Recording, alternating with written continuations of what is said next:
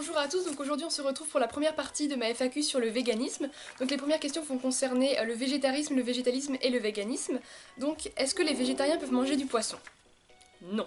Pas de poisson quand on est végétarien, puisqu'on exclut toute la chair animale de son alimentation et pas seulement juste de la viande provenant des animaux terrestres. Donc les poissons, au même titre qu'une vache, n'ont pas à être mangés quand on est végétarien, puisqu'ils ont la même capacité à souffrir. Ce sont des êtres vivants, sentients, donc il n'y a aucune raison de boycotter la viande par exemple et de continuer à manger du poisson. Pourquoi être végétalien et pas juste végétarien, sachant que les produits venant des animaux, comme le lait et les œufs, ne font pas mal aux animaux quand ils les produisent?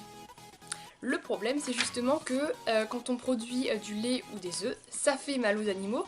Déjà, c'est un processus d'exploitation, c'est-à-dire qu'on va asservir des animaux pour nos propres besoins, alors que c'est même pas des vrais besoins puisqu'on n'a pas besoin de manger des produits animaux, mais surtout on nous véhicule l'idée dans la société que on traite juste le lait de la vache et puis après on la prend et puis la vache elle est heureuse dans son petit pré, alors que pour qu'une vache puisse produire du lait, il faut qu'elle vèle, donc il faut qu'elle ait un veau, et ce veau là à la naissance, si c'est un mâle, il part à l'abattoir parce qu'il ne sert à rien à l'industrie laitière, dans la mesure où c'est un veau qui ne vient pas d'une race qui peut prendre une grosse masse musculaire, donc il va pas servir pour être, si vous voulez, une vache à chair. Donc voilà, le veau va partir à l'abattoir.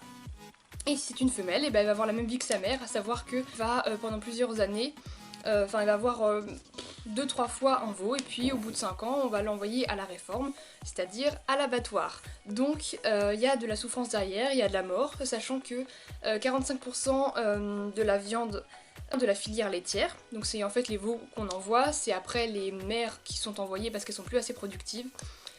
Pareil pour les œufs, les poussins mâles sont broyés, sont broyés, en tout cas ils sont éliminés, ils peuvent être broyés, gazés, mais comme ils ne servent à rien parce qu'ils ne peuvent pas pondre des œufs, on les tue à la naissance. Et puis les femelles, au bout de quelques années, pareil, ils vont plus être assez rentables, donc on va les envoyer à l'abattoir.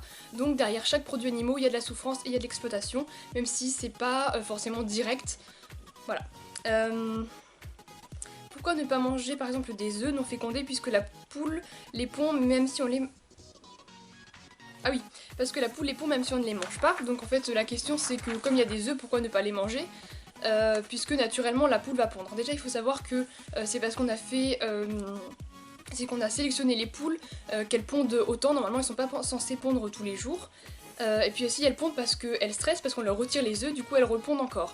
Mais la poule normalement, elle mange ses œufs après avoir pondu pour pouvoir récupérer les minéraux qu'elle a perdus, parce que c'est fatigant de pondre, et donc on n'est pas du tout censé lui prendre parce que c'est à elle, ça lui appartient. Faut savoir que les œufs c'est juste des ovules de poule, que ça n'a aucun bénéfice pour notre santé, et que c'est encore une fois voir l'animal comme une machine à produire quelque chose dont on peut se servir allègrement, alors qu'elle est là pour sa propre vie, pour ses propres intérêts, donc on n'a pas du tout à l'utiliser, sachant que ce n'est absolument pas nécessaire.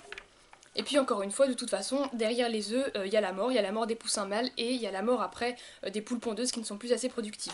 Ah oui, et il y a la même question mais pour le miel. Alors le miel, encore une fois, c'est pareil, déjà il y a l'idée d'exploitation derrière, dans la mesure où on n'a pas à exploiter les animaux si ce n'est pas nécessaire, parce que c'est vraiment introduire un rapport de domination entre les hommes et les autres animaux, alors que dans la vision du véganisme, c'est plutôt un monde en harmonie, où les intérêts à vivre de chacun sont égaux.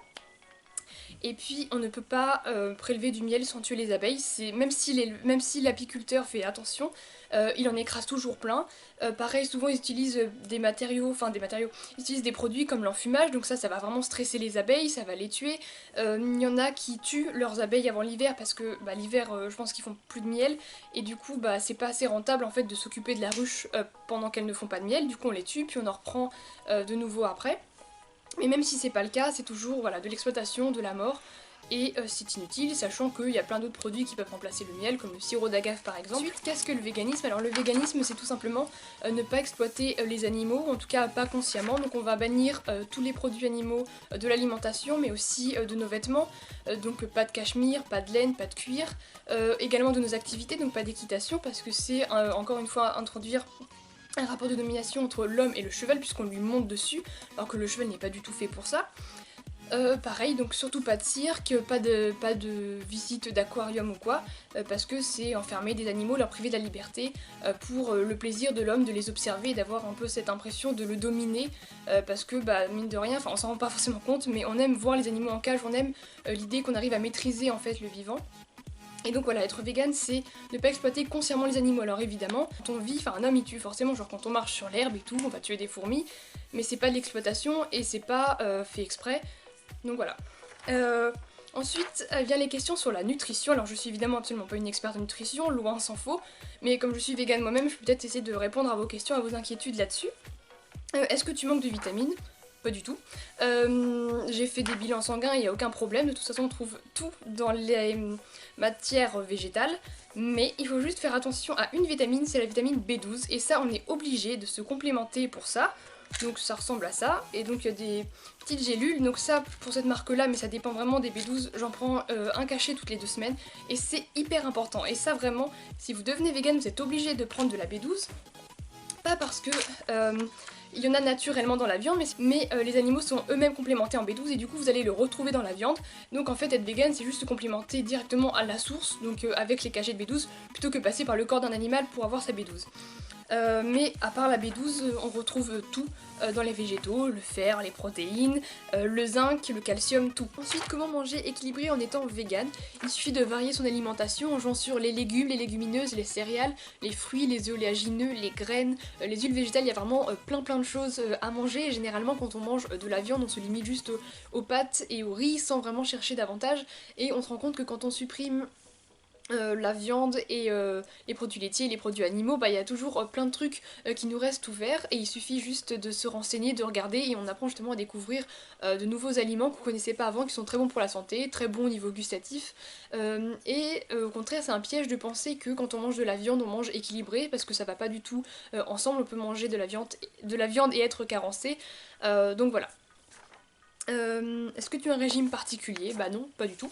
Il y en a beaucoup qui considèrent que le véganisme, enfin qui restreignent le végétalisme plutôt à un régime alimentaire, alors que ça c'est juste une conséquence, ça fait qu'effectivement on mange pas de viande, on mange pas de produits laitiers et blablabla, mais ça reste un combat pour le droit des animaux et pour l'abolition d'exploitation institutionnalisée des animaux, donc c'est pas du tout comme on entend partout un mode de vie, un régime alimentaire, machin, non. Effectivement bah on mange pas de viande ni rien, enfin ni rien, on mange pas de viande, on mange pas de lait, blablabla, mais c'est pas un régime, c'est pas du tout pour maigrir. Alors évidemment il y en a qui font ça pour ces raisons-là ou pour avoir des plus beaux cheveux et tout ça, mais c'est pas du tout le but du véganisme qui est à la base vraiment un mouvement politique, philosophique et qui est une nouvelle façon de voir les choses et de voir notre rapport aux animaux, mais c'est pas un rapport à la nourriture si vous voulez. As-tu eu besoin de prendre rendez-vous chez un médecin pour t'aider à adapter ton alimentation sans viande, graisse animale?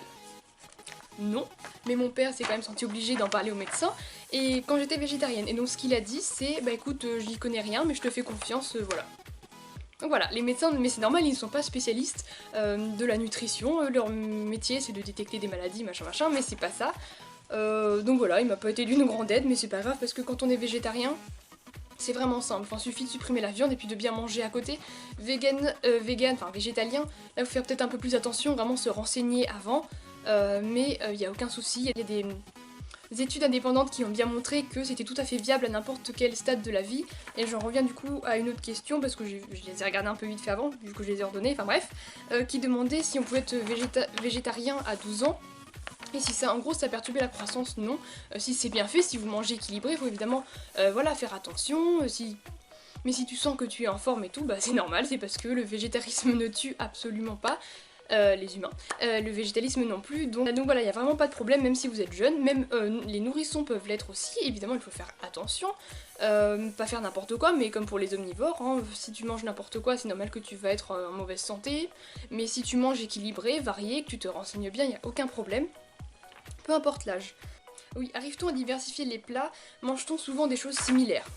Bah je pense que ça dépend des gens, si t'as la flemme de cuisiner, peut-être que tu vas manger à peu près tout le temps la même chose, mais moi mes parents ils me font plein de trucs divers et variés, et au contraire j'ai découvert plein de nouveaux aliments que j'aime trop, comme la patate douce, c'est trop bon, et avant j'en mangeais pas, et ça c'était une bonne découverte, et enfin voilà, on découvre plein de nouveaux trucs, on se met à développer de toute façon ses papilles gustatives, et des trucs qu'à la base j'aimais pas, bah j'ai fini par les aimer. Donc même si au début peut-être que t'as l'impression que c'est un peu fade parce que bah, t'as pas l'habitude, parce que t'as l'habitude de manger de la viande, si tu persistes tu vas voir qu'après ça va très bien se passer. Normalement. Ensuite, comment bien compenser quand on mange pas de viande ni de poisson et est-ce que c'est plus cher? Alors comment bien compenser? Il suffit de manger plus, de manger plus varié, mais il n'y a pas grand chose à faire de plus parce que la viande et le poisson c'est vraiment pas nécessaire et on retrouve tout ce qu'il y a dans la viande, dans les végétaux, puisque les animaux se nourrissent de végétaux donc ça se retrouve après dans leur chair. Est-ce que c'est plus cher? Ça dépend. Si tu vas acheter du simili, carnet, du faux fromage et tout ça, oui ça peut être plus cher. Par contre si tu manges des produits de base comme les pommes de terre et tout, au contraire là ça va faire baisser l'addition. Maintenant on passe aux questions concernant le véganisme dans la vie pratique avec la première question, est-ce compliqué? Alors oui et non. Oui, si tu t'attardes sur le fait que toute la société est tournée vers l'exploitation animale et qu'on en trouve des traces partout, donc dans les assiettes de tes camarades, même à l'école, leurs trousses sont souvent en cuir, il y a vraiment des traces de l'exploitation animale partout, donc forcément, une fois qu'on arrête de consommer ces produits, on se dit qu'il n'y a plus rien. Maintenant, si tu pars du principe que toi, tu n'es pas la victime de ça, et que c'est vraiment les animaux, et qu'à côté de ça, faire un petit effort en se tournant vers d'autres produits plutôt que ceux que tu avais l'habitude de consommer, bah c'est rien parce qu'ils se font massacrer en attendant, ils se font exploiter. Donc vraiment nous arrêter ça c'est rien si on part de ce principe là. Donc au début ça peut sembler difficile et au final enfin moi je le sens même plus que je suis végane, si vous voulez je vis normalement comme tout le monde et puis il n'y a pas de problème. Je sais ce que je peux prendre, ce que je peux pas prendre ou plutôt ce que je veux prendre et ce que je ne veux pas prendre. C'est difficile au début de commencer le véganisme surtout quand on mange beaucoup de viande comme moi malheureusement. Alors moi la viande c'est vrai que j'ai eu un peu de mal au début à m'en détacher, enfin je sentais que enfin j'étais un peu encore attirée vers la viande et puis après c'est passé, il faut juste avoir le temps de se sevrer ou vraiment d'oublier le goût et après il n'y a aucun problème. Et pour le fromage, alors que j'adorais ça, du jour au lendemain j'ai arrêté et ça ne m'a absolument rien fait parce qu'il faut vraiment se concentrer sur ce qui est important, à savoir minimiser son impact sur les autres et donc sur les animaux. Et quand on se dit ça, bah le reste c'est que du détail, il y a tellement de choses à manger dans les fruits, dans les légumes, dans tous les végétaux, il y a tellement de vêtements qui sont sans exploitation animale, il y a tellement de solutions et d'alternatives que vraiment c'est pas compliqué. Après ça dépend des gens, si tu es très attaché à la viande, tu vas forcément avoir un peu de mal au début, et je dis pas que c'est facile, ça dépend vraiment des gens, mais une fois que c'est fait, que c'est installé, normalement ça pose pas de problème. Après il faut quand même faire attention et tout ça, mais oui, au final c'est facile, on a l'impression que c'est difficile, mais une fois qu'on le fait, bah voilà. Comment faire quand on va manger au restaurant? Eh bien, tu demandes, bah soit t'as de la chance, t'as des plats qui sont naturellement vegan, ou alors bah tu demandes une pizza sans fromage, sans viande, sans machin, et donc tu te retrouves juste avec la pâte de la pizza. Bon, ça dépend. C'est vrai qu'il y a des restaurants qui ne proposent vraiment que des plats à base de viande et de fromage partout, et à force d'enlever les ingrédients, bah il te reste plus rien dans l'assiette, et tant pis. Ou alors voilà, faut vraiment se renseigner avant sur le restaurant. Mais personnellement, j'ai jamais eu de mal avec ça, enfin j'ai toujours plein de trucs à manger et tout, et puis souvent les gens sont gentils, vous pouvez leur demander peut-être de rajouter des ingrédients ou quoi, mais on mange très facilement en restaurant quand même. Enfin, moi pour ma part, j'ai jamais eu de difficulté avec ça. Comment arrives-tu à ne plus manger de lait, d'œufs, de viande? Bah je me concentre sur les animaux, et là ça devient beaucoup plus facile. Pour nous c'est juste un plaisir gustatif, pour eux c'est une question de vie ou de mort. Donc voilà, quand tu fais la balance, bah c'est facile de faire ton choix.